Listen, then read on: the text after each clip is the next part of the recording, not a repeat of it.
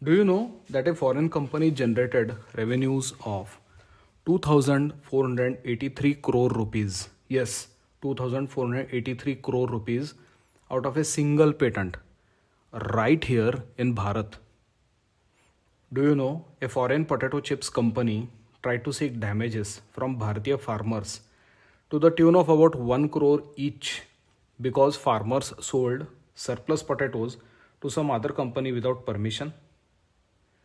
Do you know, while Delhi University students got certain pages of books photocopied, the foreign publication houses had filed cases for a copyright infringement?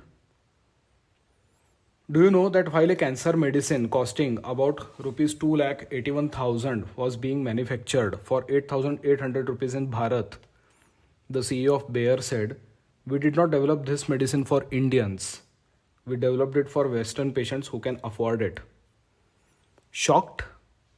Surprised? Please watch the video till the end to understand as to why Bharat needs to innovate. Let us go to our first story of this video. Most of us are aware as to what farming is like in Bharat. There are quite a lot of hardships faced by farmers like uncertain rains, destruction of crops because of flooding, pest or plant disease attacks, debt burden, and many more. Related to this topic, a company outside Bharat had put up a patent application for a pest resistant cotton seeds technology in Bharat, which got granted. The patent number is 232681. Let us look at the revenues this single patent generated in Bharat alone. In the year 2013, it generated revenues of about 685 crores. In the year 2014, it generated revenues of 771 crores. In the year 2015, it generated revenues of 686 crores. In the year 2016, it generated revenues of 125 crores. In 2017, it generated revenues of 175 crores. After government intervention, the royalties on the sale of cotton seeds got reduced. In 2018, the revenues were about 40 crores. In 2019, it was about 11 lakhs. A whopping 2483 crore rupees from a single patent filed in Bharat, granted in Bharat by a company outside Bharat, sold its products in Bharat. We all are aware that government has come up with many schemes for our farmers in the past, like farm loan waivers, electricity subsidies, agricultural income tax exemption, and many more. Ultimately, government needed to pass orders in the area of pricing of cotton seeds as per applicable legal provisions. Had this technology been developed in Bharat, then Bharat had a golden chance of saving so much of money. Parallelly, if at all Bharat would have developed and owned a critical technology like this, it would have been in a better negotiating position. Let us now move on to the next case study. We all have eaten potato chips at some time or the other. A leading potato chips company, PepsiCo, had signed a contract with the farmers here in Bharat. PepsiCo would give them the potato seeds, and farmers needed to sell the produce back to the chips making company. This agreement was signed in 2009. PepsiCo had also protected the potato seeds under the Protection of Plant Varieties and Farmers' Rights Act, which meant the sole rights of the sale of seeds vested with PepsiCo. As farmers started getting better produce, few farmers chose to sell surplus potatoes to other companies apart from PepsiCo. Now, this angered PepsiCo, and PepsiCo filed infringement cases against small farmers to the tune of about 1 crore rupees each. It was after lots of legal tussle where government went on to protect the farmers, ultimately leading to the revocation of the registration of potato seeds by PepsiCo. The farmers got the relief. Again, as you can see, had Bharat or agriculture specialists from Bharat developed such kind of varieties, we would have been in much better situation. A foreign company walks in Bharat with its variety of seeds, asks our farmers to sow, grow potatoes, sell it back to them at the price company decides. Just as a farmer chooses to sell that to someone else, he gets it hit badly with a lawsuit. For a moment, try putting yourself in place of farmers. Those who have toiled day and night. The only mistake they did was selling surplus potatoes to someone to get a lawsuit notice. How does this sound to you? Do you really think we got freedom in real sense? Or few of them are still holding us hostage? Why is this happening? Are you also aligning to my thoughts of becoming self-reliant? Atmanirbhar? Let us move on to next case study where students were targeted. The students from Delhi University were using photocopies of certain pages from reference books for their coursework. They weren't photocopying the entire books. They were selecting certain pages from the book and then using them for references. Angered by this, foreign academic publishers, Cambridge University Press, Oxford University Press, Taylor and Francis Group filed a case of copyright infringement over the photocopy shop. They also asked for passing orders to stop photocopying so as to make students buy the books. Now let us see what exactly were students photocopying and how much were the costs of the books. Transforming India, Social and Political Dynamics of Democracy. 36 pages out of 456 pages. The price of the book 6,220. BJP and Compulsions of Politics in India. 402 pages book out of that 26 pages were being copied. The price of the book 19,068. Oxford University Press. Parties and Party Politics in India. 33 pages out of 584 pages. The cost of the book 8,020 rupees. Ethno-nationalism in India. 36 pages were being copied out of 576 pages. The cost of the book 15,889. Politics and Ethics of Indian Constitution. The price was 11,429, out of which just 14 pages were being copied out of 418 pages. I am not listing all the books here. Had all these books been bought by the student, something that is not even listed here and their pricing, the cost of the books would have been to the tune of about 1,02,500 rupees. Look at the titles of the book. All are related to Bharat.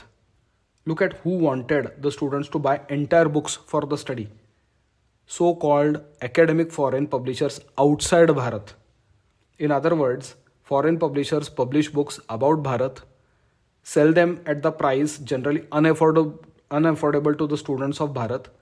Later on, after legal battle, the judgment was this act of using photocopy by students did not constitute copyright infringement at all. What can we do about this? The only idea that comes to my mind is why not create such course content so as to reduce dependency on foreign academic publishers? Let us now move to the next case of cancer medicine. This is a case of cancer drug that was prolonging a patient's life. Bayer, a foreign company, held the Indian patent of this medicine bearing patent number 215758. The medicine costed about rupees 2,80,423 rupees per month per patient, or yearly about rupees 33,65,136 per patient. An Indian pharma company, Natco Pharma, proposed to manufacture and sell the same medicine at a price of about 8,800 per month per patient. Bharatiya company Natco Pharma approached Bayer to sign a licensing deal. However, this did not materialize. As a result, Natco Pharma applied for a compulsory licensing. Now let us try to quickly understand what compulsory license means. Compulsory license provision steps in to prevent patent holder from abusing his patent rights. In simple words, let us say a person has a patent granted for a medicine that is life-saving. However, that person says, I am not going to make this medicine, nor I am not going to allow anyone else to make this medicine. Or else he charges exorbitantly high price for this medicine because of the monopoly that he holds. Now, this is what constitutes the abuse of a patent right. In such cases, a compulsory license is granted by the patent office, wherein any other entity or any other person can make the same medicine at a reasonable or affordable costs that is allowed.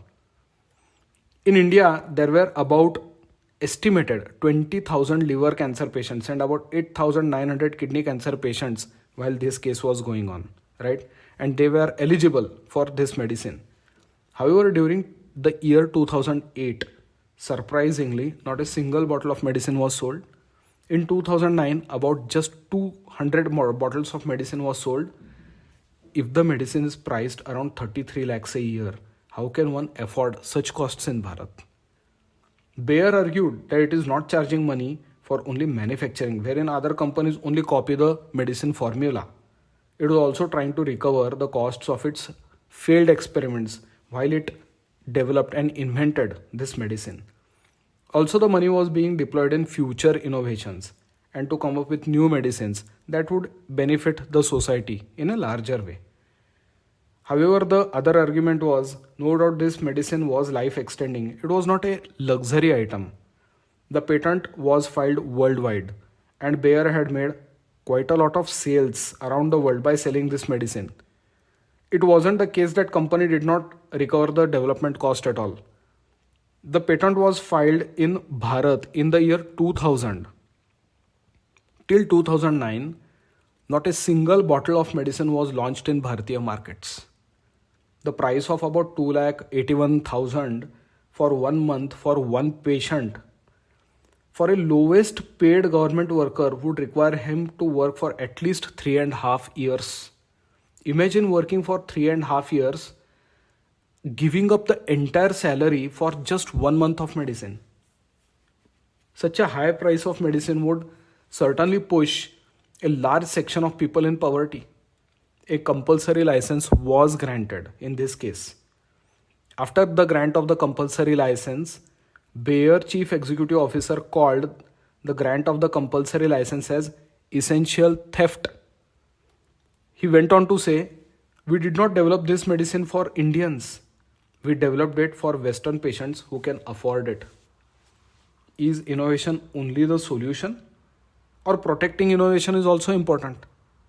That takes me to another related story. I hope you have heard of first non-European Nobel laureate. He was none other than Sir C.V. Raman, who received Nobel Prize for Raman effect. How many patents did Sir C.V. Raman hold? Not a single one. And how many patents come up if you search for just Raman in the title?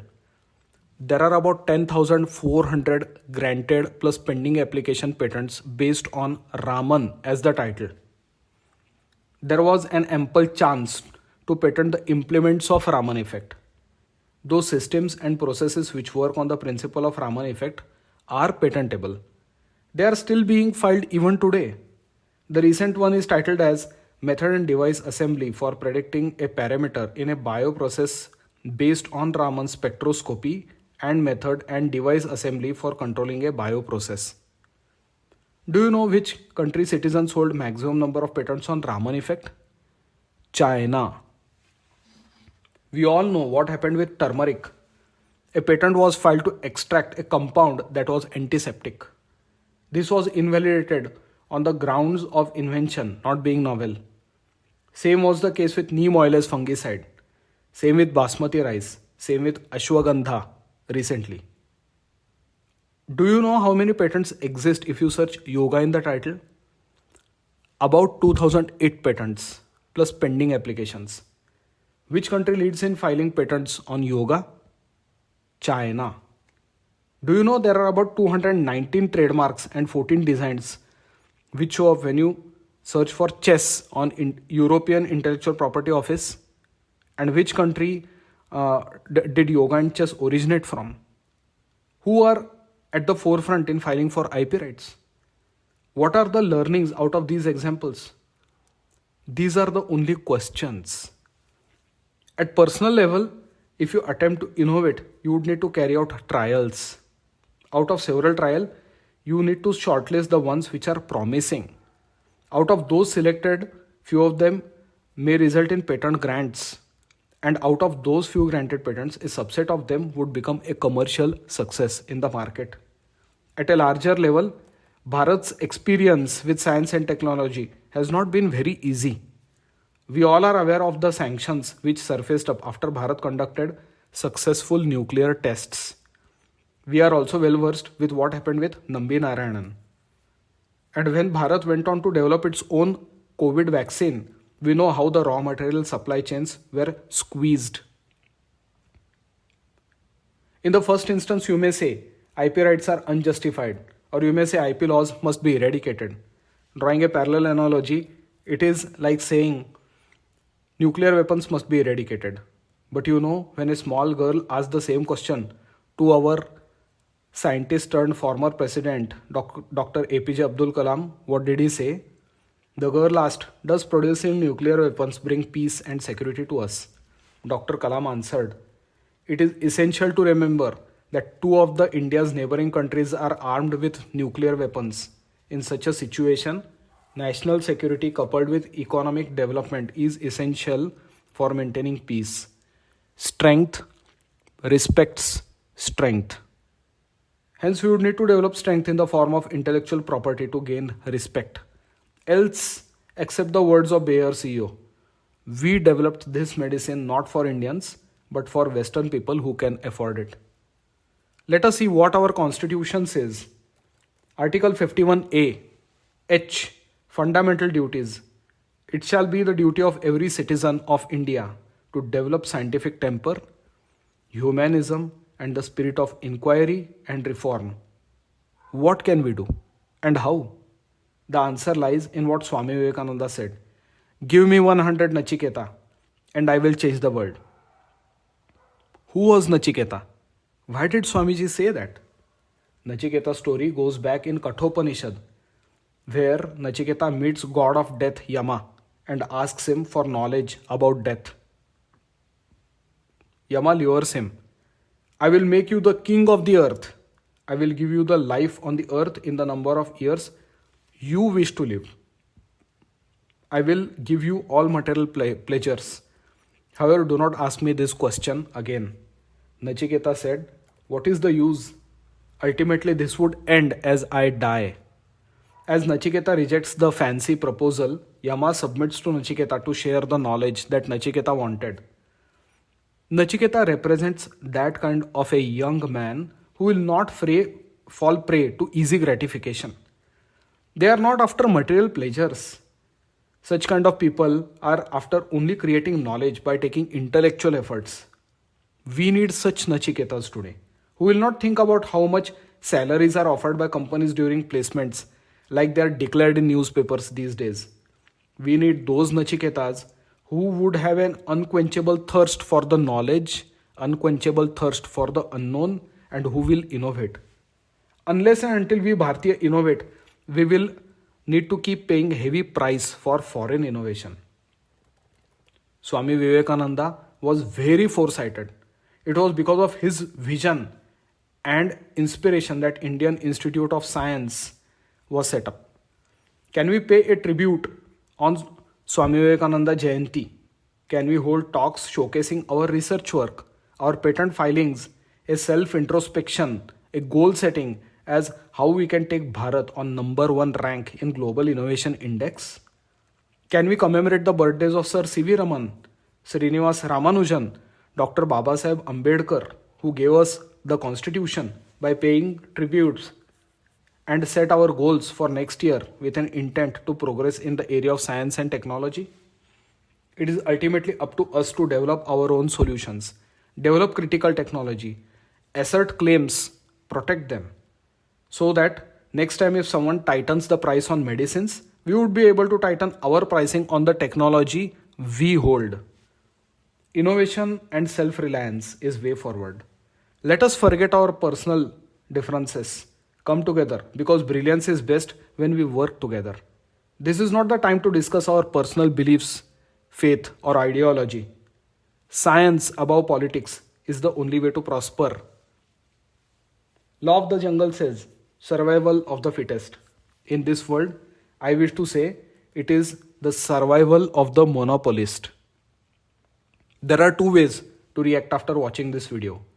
One is to like, share, subscribe, and another is to aim like Nachiketa. Selfless attitude to develop expertise, create knowledge, create intellectual property assets, and deploy it in the interest of the nation. In the next video, I would let you know which are the innovations that would take Bharat to the top. Jai Hind.